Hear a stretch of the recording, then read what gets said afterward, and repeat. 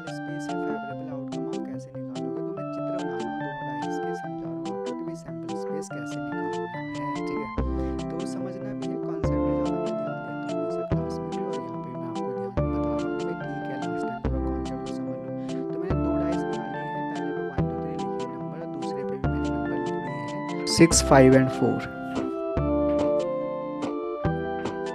अब पहले डाइस पर आप देख रहे होंगे जो पॉसिबिलिटीज़ हैं वो हैं 1 से लेकर 6 तक, 1 2 3 4 5 6। सिमिलरली दूसरे डाइस पे भी जो पॉसिबिलिटीज़ होंगी वो होंगी 1 2 3 4 एंड 5 6। ठीक है, अब आप देखिए अगर आप पहले डाइस पर 1 फिक्स कर दें और दूसरे पे आप वेरी करवाएं तो 1 से लेकर 6 तक आएंगे। तो पहले डाइस पे 1 और दूसरे डाइस को आपने वेरी करवाया तो 1 1 1 2 1 3 अप टू 1 6 तक 6 पॉसिबिलिटीज़ बन गई।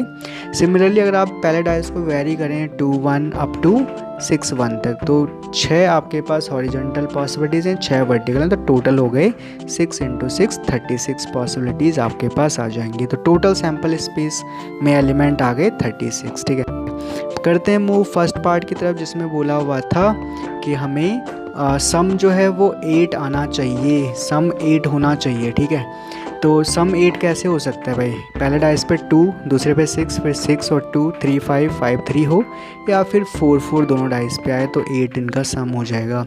तो फेवरेबल आउटकम आप काउंट कर सकते हैं कितनी हैं, जो इस इवेंट को फेवर कर रही हैं वो हैं 5। ठीक है, तो प्रोबेबिलिटी हो जाएगी favourable outcome upon total outcome. Favourable है 5 एंड टोटल है 36, तो 5/36 इसकी प्रोबेबिलिटी हो जाएगी, इसका आंसर हो जाएगा। मूव करते हैं दूसरे क्वेश्चन में जिसमें बोला होता है सम 13 हो। अब देखो दोनों डाइस में जो मैक्सिमम नंबर है वो 6 है, तो 6 + 6 तो 12 होता है, तो 13 तो पॉसिबल ही नहीं है। ठीक है, तो ऐसे इवेंट को हम कहते हैं इम्पॉसिबल इवेंट और इसकी प्रोबेबिलिटी होती है 0। मूव करते हैं थर्ड पार्ट की तरफ जिसमें बोला हुआ था लेस देन और इक्वल टू 12 होना चाहिए सम। ठीक है भाई, दोनों डाइस को अगर आप फेंक दो तो मैक्सिमम 12 होता है, मिनिमम 2 सम आते हैं, तो 2 से लेकर 12 तक सारा सम कवर हो रहा है। इसका मतलब इसमें टोटल सम जो है ना वो लेस देन इक्वल्स टू 12 भी है दो डाइस को फेंकने पर। तो फेवरेबल आउटकम टोटल की जितनी आउटकम है वो सब फेवर कर रही है इसको, 36/36 हो जाएगी इसकी प्रोबेबिलिटी, तो 1 इसकी प्रोबेबिलिटी आ जाएगी। ठीक है, इस तरीके से इस क्वेश्चन को सॉल्व करना था और होप आपको समझ आ गया हो। कोई डाउट होगा तो मुझसे आप पूछ सकते हैं इस क्वेश्चन के बारे में, अगर है तो डाउट है ना, अच्छा लगेगा मुझे अगर आपके डाउट आते हैं। नहीं तो फिर अब बढ़ते हैं आगे नेक्स्ट क्वेश्चन की तरफ। इसमें बोला हुआ था कि if a line is drawn parallel to one side of a triangle to intersect the other 2 sides in distinct point, the other 2 sides are divided in the same ratio. तो ये BPT पूछी हुई है, बेसिक प्रोपोर्शनैलिटी थ्योरम को proof करने के लिए पूछा हुआ था। अब ये थ्योरम क्या होता है कि साल भर हम कई बार पढ़ाते हैं लेकिन बच्चों को ना ये प्रूविंग वाले समझ ही नहीं आते, मतलब बहुत कम बच्चे होते हैं जो इसको अंडरस्टूड कर पाते हैं।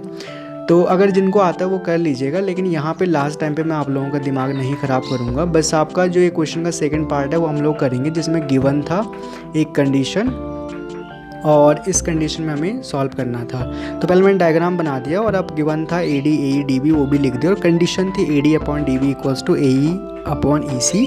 तो ये वैल्यू जो रखेंगे, AD की वैल्यू 2, DB की वैल्यू 6 थी, AE की वैल्यू 3 एंड EC को लेट कर देते हैं x। तो यहाँ पे हम EC की जगह पे रख देंगे x। क्रॉस मल्टीप्लिकेशन करेंगे तो ये आ जाएगा 2x = 6 × 3। सो x = 6 × 3/2, 2 3 6, सो 3 3 9, तो x की वैल्यू आ जाएगी 9 सेंटीमीटर। तो ये सेकंड पार्ट था इस क्वेश्चन का, पहले में बीपीटी प्रूफ करने के लिए था। तो 5 मार्क्स का क्वेश्चन है तो 2 नंबर आपको इसमें मिल जाएंगे। ठीक है, तो बहुत अच्छा क्वेश्चन था। इस तरह के क्वेश्चन तो डेफिनेटली आपके पास आएगा ही आएगा, बीपीटी पर बेस्ड क्वेश्चन आएगा। ठीक है, तो बढ़ते हैं हम अगले क्वेश्चन की तरफ। हमारा अगला क्वेश्चन लीनियर इक्वेशन से था।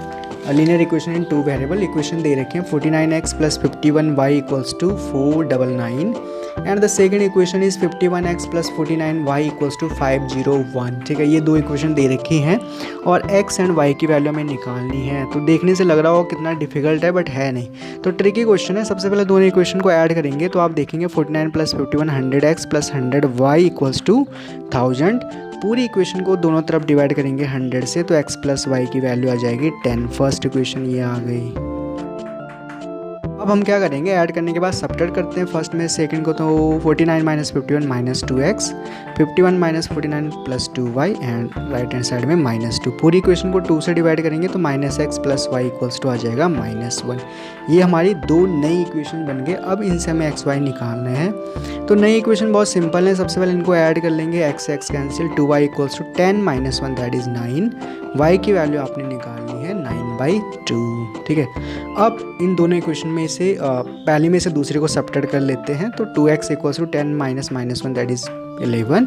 सो x की वैल्यू आ जाएगी 11/2। तो इस तरीके से x और y निकालने थे। तो इस टाइप का जो क्वेश्चन है ना, वो हर बार आपके एग्जाम में देखने को आपको मिलेगा ही मिलेगा, ठीक है। तो इस बार तो 20 आपके पास ऑप्शनल है, तो हो सकता है ऑप्शनल में पूछे, क्योंकि बहुत सिंपल सा क्वेश्चन है। नहीं तो अगर वैसा आपके पास लिखने के लिए आता है तो बहुत बढ़िया बात है, ठीक है। तो होप आपको ये लेक्चर हेल्पफुल हुआ होगा। तो चलिए फिर वीडियो को लाइक शेयर सब्सक्राइब आप बिना बोले कर दीजिएगा। तो मिलते हैं फिर नए लेक्चर में इंपॉर्टेंट क्वेश्चन के साथ। ओके।